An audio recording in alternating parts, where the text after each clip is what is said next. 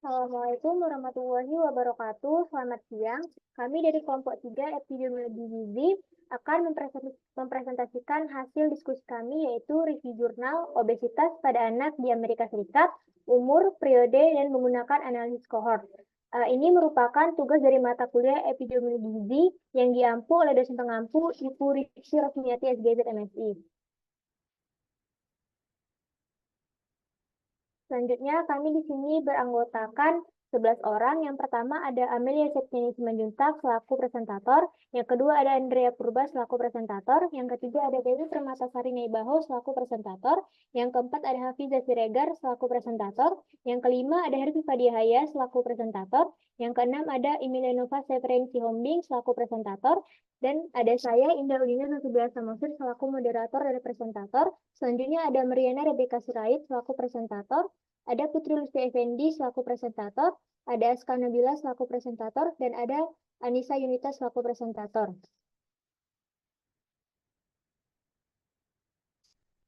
Untuk penjelasan dari jurnal yang pertama itu abstrak akan dijelaskan oleh teman saya.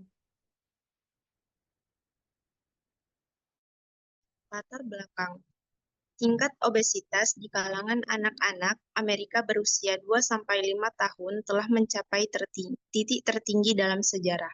Penting untuk mengidentifikasi sumber-sumber yang diduga merupakan peningkatan prevalensi obesitas di kalangan anak-anak usia prasekolah karena masa kanak-kanak merupakan jendela penting bagi pencegahan obesitas.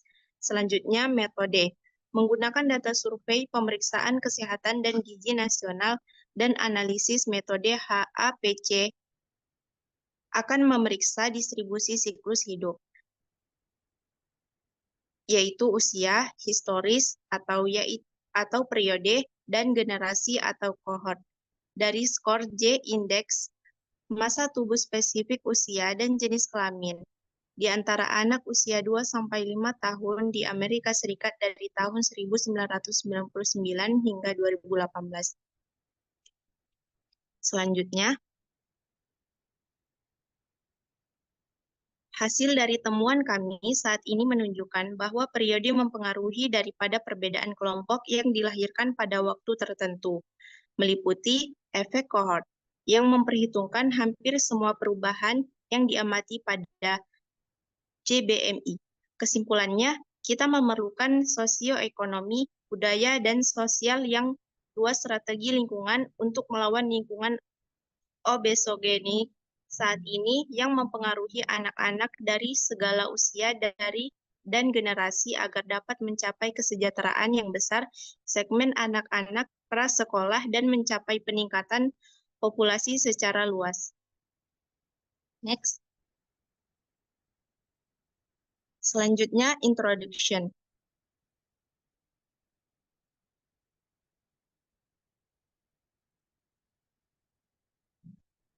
Menurut data survei pemeriksaan kesehatan dan gizi nasional, angka obesitas pada anak usia 2-5 tahun di Amerika Serikat meningkat hampir 3 kali lipat selama 5 dekade terakhir.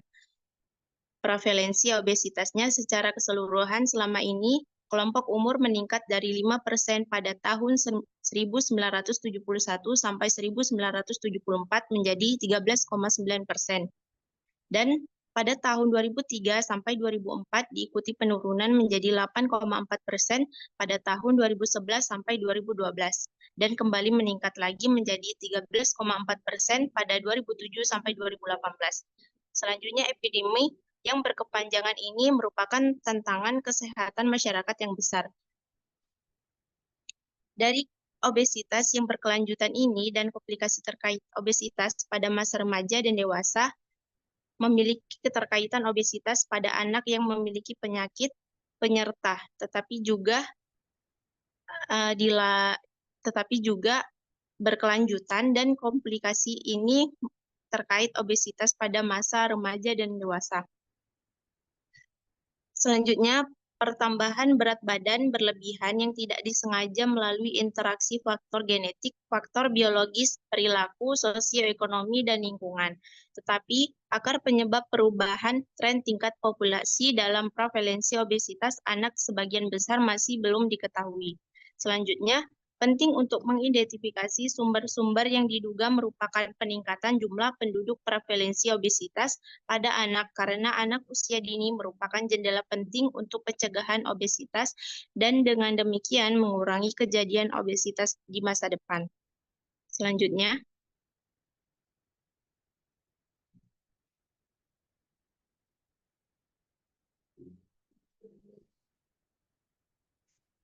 pada tingkat populasi yang diamati pada obesitas anak mungkin merupakan konsekuensi dari kontributor yang unik dan bervariasi dari waktu ke waktu, seperti usia, hubungan antara usia dan status berat badan, atau periode ketika status berat badan dinilai tanpa memandang usia dan tahun lahir, atau kelompok perubahan status berat badan di antara kelompok individu yang lahir dalam kelompok berbeda.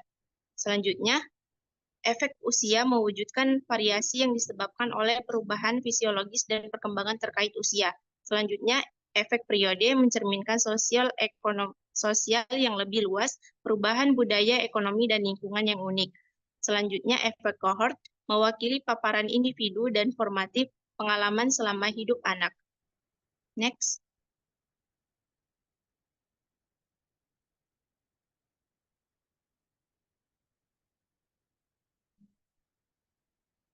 Faktor tingkat individu ini berhubungan dengan perilaku kesehatan termasuk tingkat fisik secara keseluruhan aktivitas, misalnya waktu menatap layar, dan pada makan, misalnya konsumsi makanan berkalori tinggi dan padat energi dengan nilai gizinya yang sedikit atau bahkan tidak ada sama sekali. Selanjutnya, usia ibu saat melahirkan, kebiasaan merokok selama kehamilan, dan praktik menyusui dini mempengaruhi resiko obesitas pada anak. Yang terpenting adalah hasil saat ini intervensi tingkat individu, misalnya modifikasi gaya hidup dan perilaku untuk mencegah obesitas pada anak relatif sederhana. Oleh karena itu, sangat penting untuk mengidentifikasi sumber peningkatan BMI. Next. Selanjutnya akan dijelaskan oleh teman kami. Baik, selanjutnya ada metode. 2.1 data. Penelitian menggunakan data cross-seksional NHANES yang diambil secara berkelanjutan selama 10 siklus 2 tahun, yaitu dari 1999 sampai 2018. Selanjutnya, sampel yang digunakan mewakili populasi sipil Amerika Serikat yang tidak diinstitusionalisasikan. Kemudian sampel dibatasi pada anak-anak usia 2-5 tahun karena kenaikan berat badan yang signifikan terjadi selama tahun-tahun prasekolah. Selanjutnya, data yang hilang dihapus dengan metode listwise deletions, menghasilkan ukuran sampel akhir sebesar 6.234 anak. Analisis menunjukkan tidak ada perbedaan signifikan antara sampel penuh dan sampel akhir setelah pengecualian data hilang. Selanjutnya, bobot pengambilan sampel spesifik dari NHANES diterapkan untuk mengatasi perbedaan dalam probabilitas pemilihan dan non-respons yang tidak merata. Selanjutnya, 2.2 pengukuran. Menggunakan BMI yang spesifik terhadap usia dan jenis kelamin sebagai variabel terikat, yaitu BB dalam kilogram per TB dalam meter kuadrat, yang diubah menjadi Z-score atau ZBMI. Berdasarkan grafik pertumbuhan BMI berdasarkan usia dari Centers for Disease Control and Prevention atau CDC tahun 2000 yang umum digunakan di Amerika Serikat. Kemudian data tinggi badan dan berat badan dikumpulkan secara objektif oleh teknisi kesehatan yang terlatih, kemudian memasukkan kovariat untuk mencerminkan lingkungan intrauterine anak, serta faktor-faktor demografis, gizi, aktivitas fisik, keluarga, dan sosial ekonomi yang diketahui memengaruhi status berat badan. Selanjutnya, definisi operasional dan statistik deskriptif dari semua variabel yang dianalisis dapat ditemukan pada tabel 1. Untuk selanjutnya akan dijelaskan oleh rekan saya.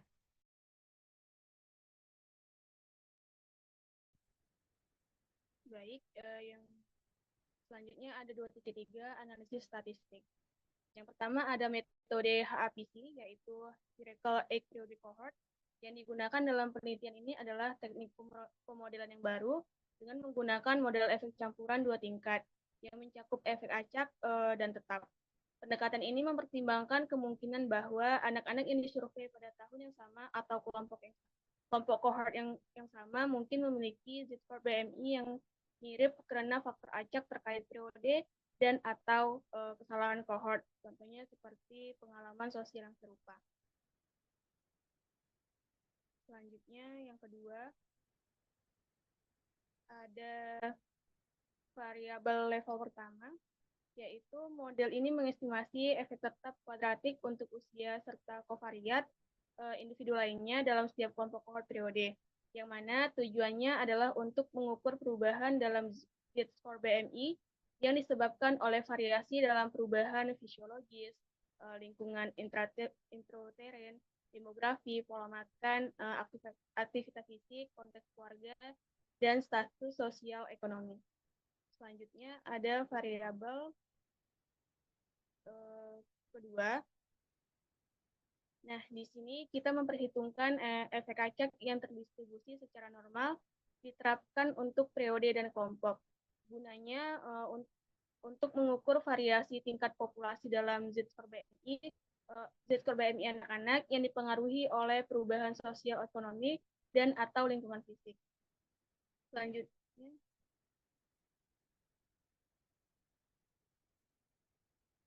namun model HAPC ini dapat menjadi bias jika variabel usia, periode, dan kohort memiliki ketergantungan linear. Nah, untuk mengatasi masalah ini, kohort kelahiran dikelompokkan ke dalam interval 5 tahun dan Z-score BMI diperlakukan sebagai fungsi kuadrat dari usia. Pendekatan ini memastikan bahwa analisis dapat secara akurat mencerminkan variasi dalam Z-score BMI tanpa terpengaruhi oleh ketergantungan linear dari ketiga variabel tersebut. Selanjutnya ada tabel. Nah, dalam penelitian ini kami menganalisis data dari NHANES yang mencakup anak-anak berusia 2-5 tahun dari tahun 1999 hingga 2018 dengan total sampel sebanyak 6.234 anak. Yang mana rata-rata Z-score BMI yang ditemukan adalah minus 0,03 dengan standar deviasi 1 dan rentang nilai antara 2,52 hingga 8,57. Anak-anak dalam sampel memiliki usia rata-rata 3,52 tahun dengan distribusi jenis kelamin hampir seimbang, yaitu 51% perempuan dan 49% laki-laki. Lalu selanjutnya ada distribusi ras dan etnis yang menunjukkan bahwa 30% anak adalah non-Hispanic white, 13% non-Hispanic black, 18% Hispanic, dan 37% berasal dari ras lainnya. Lalu usia ibu saat melahirkan sebagian besar berada di rentang 20-34 tahun, sebesar 74% dengan 10% berusia di bawah 20 tahun, dan 16% berusia. Nah, dari 74% tersebut, sebanyak 14% ibu dilaporkan merokok selama kehamilan.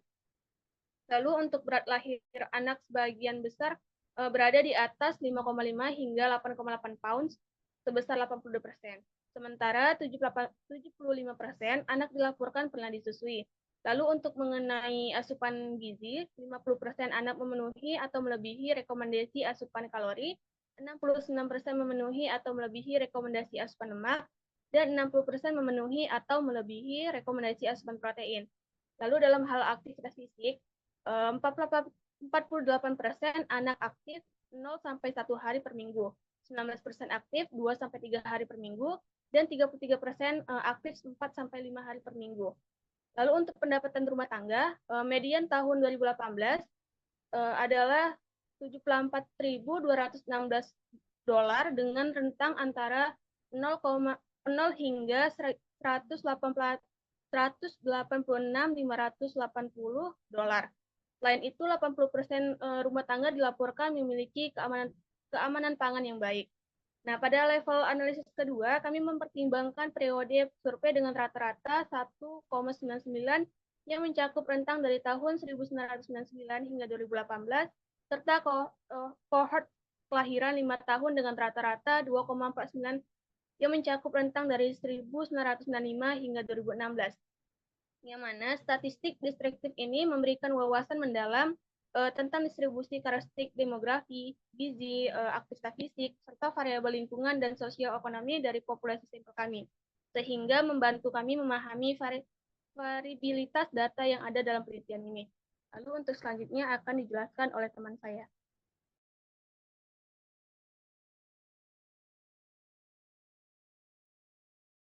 Selanjutnya result.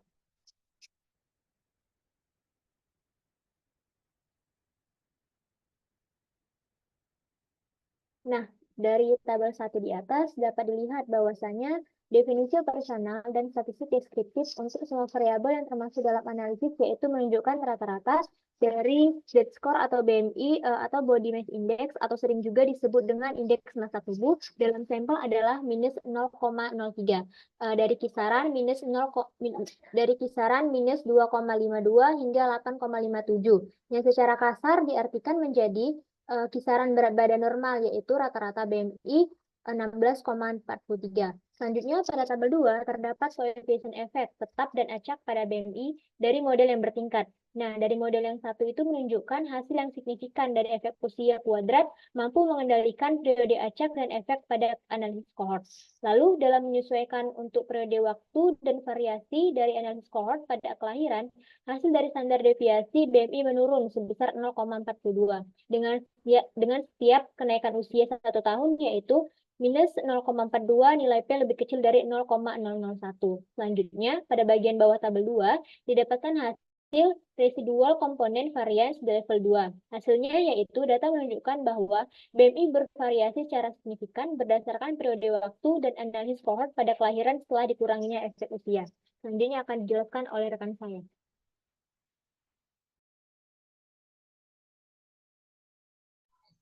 Kemudian dari gambar 1, dapat dilihat kecenderungan secara keseluruhan dalam Z-score atau ZBMI yang diestimasikan dari model 1. Kemudian ada gambar 1A yang menyajikan hubungan nonlinear yang jelas antara ZBMI dengan usia. Grafik hubungan nonlinear biasanya melengkung. Dapat dilihat dari gambar bahwa pada awalnya ZBMI turun antara usia 2 dan 3 tahun, kemudian stabil pada usia 3 dan 4 tahun, dan meningkat antara usia 4 dan 5 tahun. Next.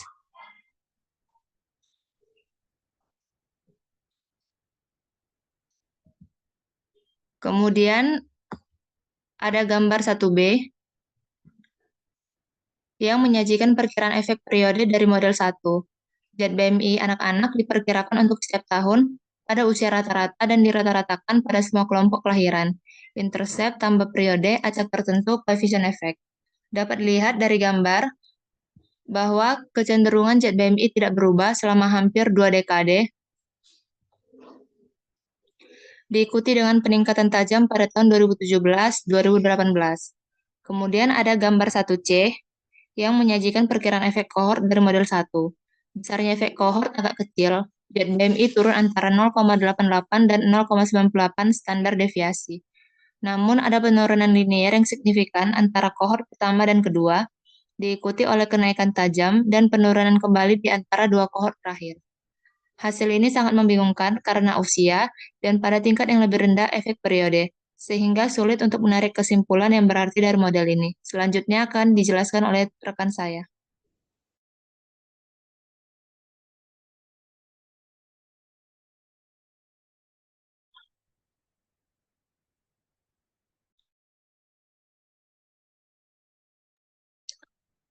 Hasil model 2 menyatakan bahwa anak perempuan dengan nilai P lebih kecil dari 0,05, yaitu minus 0,06. Mereka yang teridentifikasi sebagai ras lainnya memiliki nilai P sama dengan minus 0,18 lebih kecil dari 0,001. Kemudian ibu yang tidak merokok saat hamil memiliki nilai P minus 0,15 lebih kecil dari 0,01, memiliki berat badan kurang dari 5 pon saat lahir, dengan nilai P minus 0,19 lebih kecil dari 0,01. Dan pendapatan yang lebih tinggi dengan nilai P-nya yaitu minus 0,01 lebih kecil dari 0,001 dikaitkan dengan Z-score yang lebih rendah. Dibandingkan dengan mereka yang diidentifikasi sebagai kulit non-Hispanic, orang Hispanik memiliki nilai P yaitu 0,16 lebih kecil dari 0,001.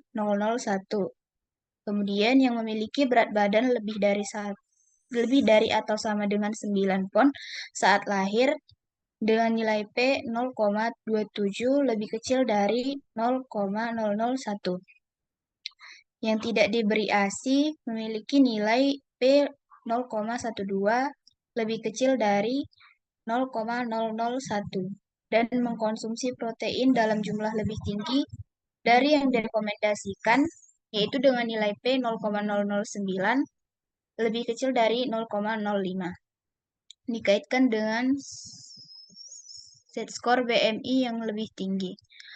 Nah, hasil ini menunjukkan bahwa efek tingkat individu dalam penelitian sebelumnya tetap berlaku ketika heterogenitas tingkat 2 dalam periode dan efek kohort dipertimbangkan. Selain itu, dengan menggunakan indikator usia dan status sosial lainnya yang konstan, Z-score anak-anak bervariasi secara signifikan berdasarkan faktor spesifik kelompok dan periode, seperti yang ditunjukkan pada bagian bawah tabel 2. Next.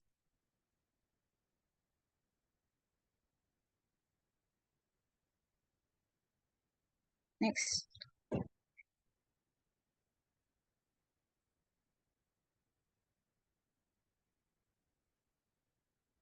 Secara khusus, komponen varians level 2 menunjukkan bahwa sebagian besar varians dalam Z-score BMI diperhitungkan oleh karakteristik tingkat individu. Namun, terdapat variasi yang signifikan berdasarkan kelompok dengan nilai P 0,00003 lebih kecil dari 0,05 dan periode dengan nilai P 0,0001 lebih kecil dari 0,05.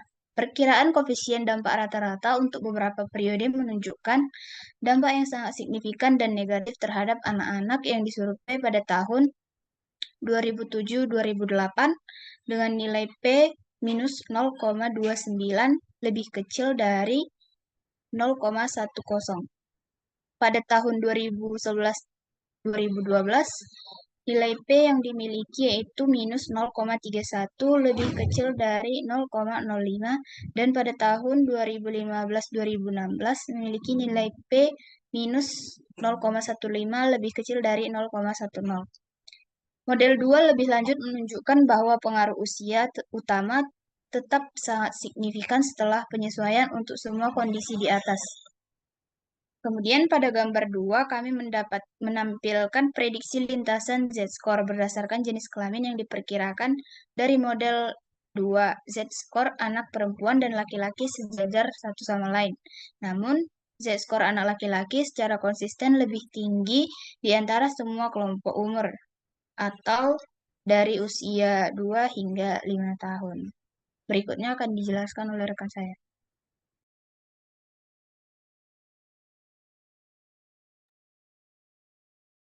Model 3 merupakan model tambahan terhadap model 2 yang mencakup efek interaksi signifikan antara usia dan tidak diberi ASI.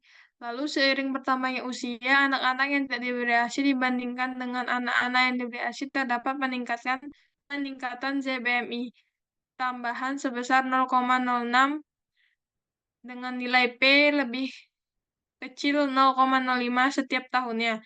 Anak-anak yang tidak diberi ASI awalnya memiliki zat BMI yang lebih tinggi dan terus memiliki zat BMI yang lebih tinggi seiring bertambahnya usia setiap tahun. Lalu selanjutnya akan disampaikan oleh rekan saya. Oke, baik. Selanjutnya kita masuki sesi discussion. Next.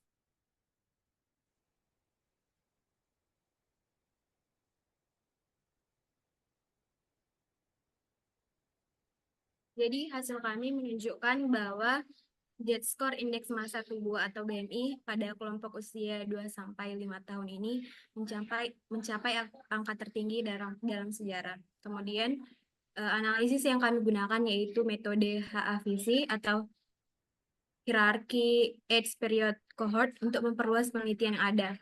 Dan ditemukan juga perubahan Z-score BMI pada anak-anak dari tahun 1999 sampai 2018.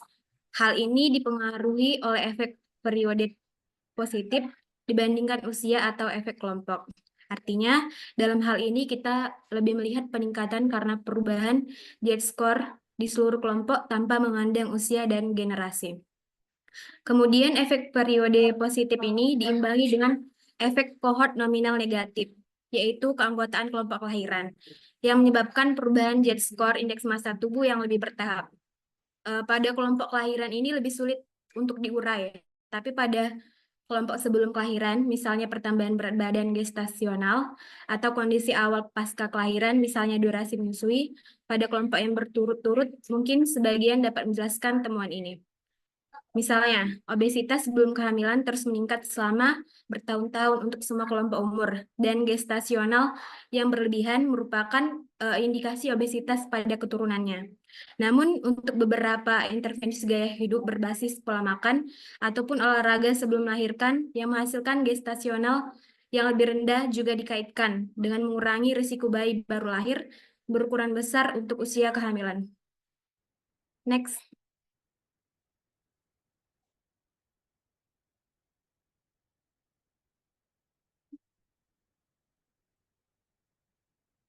Nah, di sini terdapat dua gambar 2 dan gambar 3. Seperti yang sudah dijelaskan oleh rekan saya, gambar 2 ini memprediksi variasi usia jenis kelamin pada Z-score indeks massa tubuh. Nah, catatan dalam model 2 ini yaitu mencakup semua variabel independen dan grafiknya ini dibuat untuk kelompok referensi.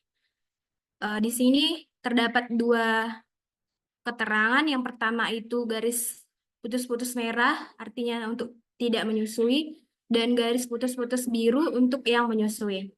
Dan dari gambar yang kita lihat, seiring meningkatnya umur, grafiknya semakin landai atau terus menurun. Kemudian gambar 3, prediksi variasi usia dalam Z-score indeks massa tubuh berdasarkan status menyusui. Nah, dalam model 3 ini merupakan model tambahan terhadap model 2 yang tadi. Model 3 ini lebih mencakup efek interaksinya dan dibuat grafiknya untuk kelompok referensi. Adapun dua keterangan dalam gambar tersebut. Yang pertama, garis putus-putus biru menandakan laki-laki dan garis putus merah menandakan perempuan. Nah, pada laki-laki yang mendapatkan ASI nilainya lebih tinggi dibandingkan perempuan yang tidak menyusui. Next.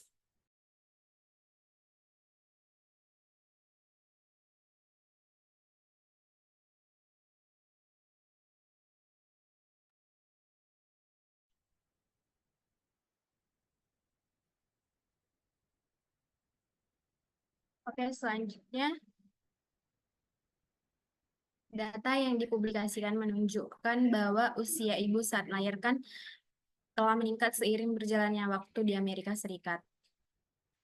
Kemudian, tingkat pemberian ASI pada usia lebih dari atau sama dengan 24 bulan lebih tinggi pada ibu yang lebih tua, yaitu di atas umur 30 tahun atau sama dengan umur 30 tahun dibandingkan dengan ibu yang lebih muda, kurang dari atau sama dengan 30 tahun. Kemudian, pemberian ASI atau menyusui ini merupakan faktor protektif terhadap obesitas pada anak. Anak-anak yang lahir dari ibu yang berusia lebih tua cenderung lebih memiliki resiko lebih tinggi mengalami obesitas sepanjang hidupnya. Nah, hal ini mengandung bahwa sudah seharusnya para ahli dan pemimpin dari organisasi akademis, nirlaba, komunitas, dan pemerintah mengembangkan dan menerapkan inisiatif nasional yang berfokus pada wanita usia subur atau WUS karena faktor lingkungan sebelum kelahiran, seperti gizi buruk berkontribusi terhadap perubahan epigenetik yang nantinya mengarah perubahan seumur hidup, pemrograman janin, dan mempengaruhi metabolisme keturunan. Selanjutnya akan dilanjutkan oleh rekan saya.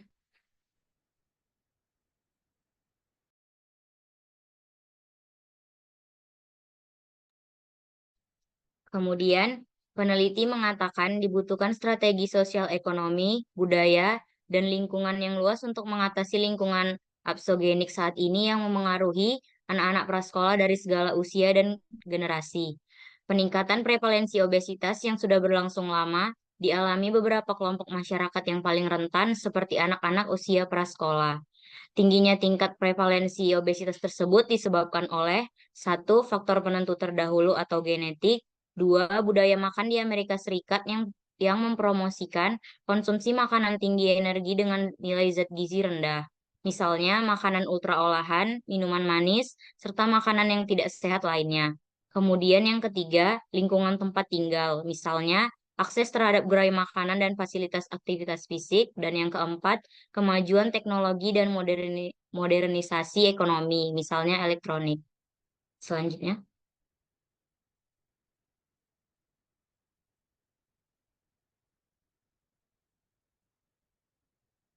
Kemudian, program nutrisi tambahan khusus untuk wanita, bayi, dan anak-anak atau WIC adalah program kesehatan yang didanai pemerintah federal yang melayani wanita berpenghasilan rendah, beresiko kekurangan gizi, bayi, balita, dan anak-anak hingga usia 5 tahun. Kemudian, anak perempuan dan laki-laki usia 2-5 tahun merupakan kelompok paling rentan terpengaruh oleh temporal perubahan, yaitu efek periode yang mempengaruhi semua kelompok umur. Secara khusus, anak-anak dalam kelompok usia 2-5 tahun yang tidak pernah mendapatkan ASI secara langsung lebih berisiko mengalami obesitas dibandingkan dengan anak-anak yang mendapatkan ASI eksklusif secara langsung selama 6 bulan. Mirip dengan anak-anak berusia 2 tahun, lingkungan makanan obesogenik atau misalnya ketersediaan minuman manis, BMI pada masa prakehamilan ibu, dan kenaikan berat badan kehamilan yang berlebihan juga dikaitkan dengan obesitas pada anak usia 5 tahun. Selanjutnya akan dijelaskan oleh rekan saya.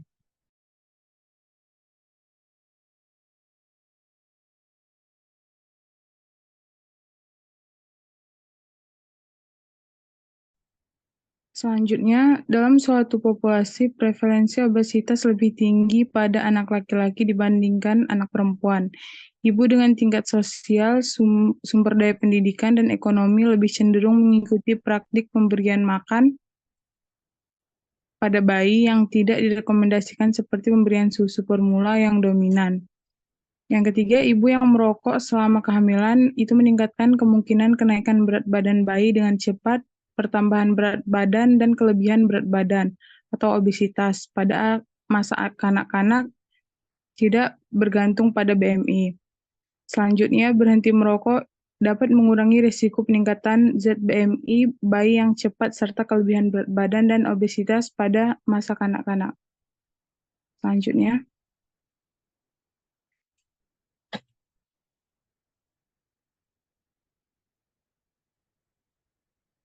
Terkait status merokok di rumah tangga dikaitkan dengan obesitas pada anak, tapi kami tidak dapat memasukkan ukuran ini karena pengukuran ukuran sampel yang signifikan yang dapat menyebabkan bias perkiraan. Satu-satunya cara untuk memisahkan mekanisme-mekanisme di tingkat populasi yang diperkirakan menghasilkan perubahan adalah dengan melacak pengalaman berbagai kelompok dari waktu ke waktu. Hasil menunjukkan bahwa modifikasi ini tidak mengubah temuan secara substansi.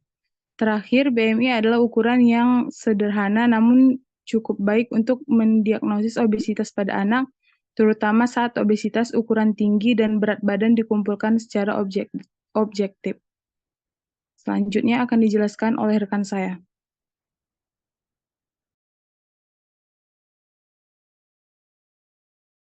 Baik, pembahasan selanjutnya ialah tujuan kesehatan yang tidak tercapai, yaitu AS belum berhasil mencapai target prevalensi obesitas healthy people tahun 2020, yaitu sebesar 9,6% untuk anak-anak usia 2-5 tahun.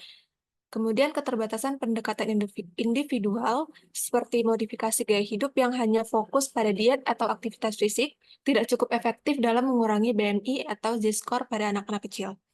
Kemudian intervensi yang mengkombinasikan perubahan gaya hidup seperti pengurangan asupan energi, peningkatan aktivitas fisik, dan pengurangan waktu sedentari menunjukkan potensi untuk mengurangi risiko obesitas pada anak-anak. Lalu program bantuan federal pajak manis, dan intervensi komunitas memiliki dampak terbesar dalam memperbaiki status berat badan anak prasekolah. Next.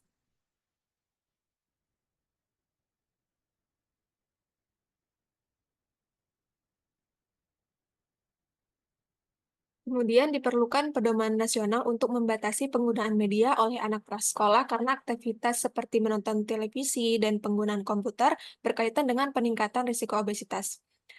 Lalu ketimpangan sosial ekonomi juga terjadi, yaitu anak-anak miskin 1,6 kali lebih mungkin mengalami obesitas. Oleh karena itu, kebijakan harus mempertimbangkan faktor sosial ekonomi untuk mengatasi ketimpangan obesitas. Menurut WHO, strategi pencegahan universal yaitu seluruh komunitas untuk promosi berat badan sehat harus digabungkan dengan pendekatan yaitu pencegahan selektif seperti kelompok berisiko dan atau pencegahan tertarget yaitu individu berisiko untuk membalikan epidemi obesitas pada anak. Next.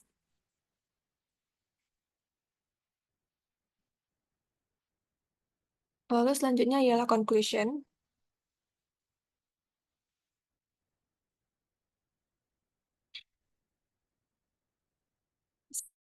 Dan ini ialah bahwa tren peningkatan Z-score pada anak-anak usia 2-5 tahun di Amerika Serikat dari tahun 1999 sampai tahun 2018 lebih dipengaruhi oleh perubahan lingkungan sosial, budaya, dan ekonomi yang unik untuk periode waktu tertentu daripada perubahan pada kelompok individu yang lahir pada waktu yang berbeda. Oleh karena itu diperlukan strategi luas yang mencakup berbagai aspek sosial, budaya, dan lingkungan untuk mengatasi lingkungan obesogenik yang mempengaruhi anak-anak dari segala usia dan generasi. Next. Selanjutnya, saran yang bisa diberikan ialah diperlukan kebijakan kesehatan masyarakat yang mendukung praktik menyusui dan mengurangi faktor risiko selama kehamilan. Yang kedua, lebih fokus pada intervensi prenatal untuk mengubah pola makan dan aktivitas fisik ibu hamil sebagai strategi utama untuk mengurangi risiko obesitas pada anak. Lalu yang terakhir, meningkatkan penelitian tentang faktor lingkungan yang mempengaruhi obesitas pada anak-anak untuk mengembangkan strategi intervensi yang lebih efektif. Selanjutnya saya kembalikan pada moderator. Baiklah, sekian presentasi dari kelompok 3 epidemiologi gizi. Lebih dan kurang kami mohon maaf. Wassalamualaikum warahmatullahi wabarakatuh. Selamat siang.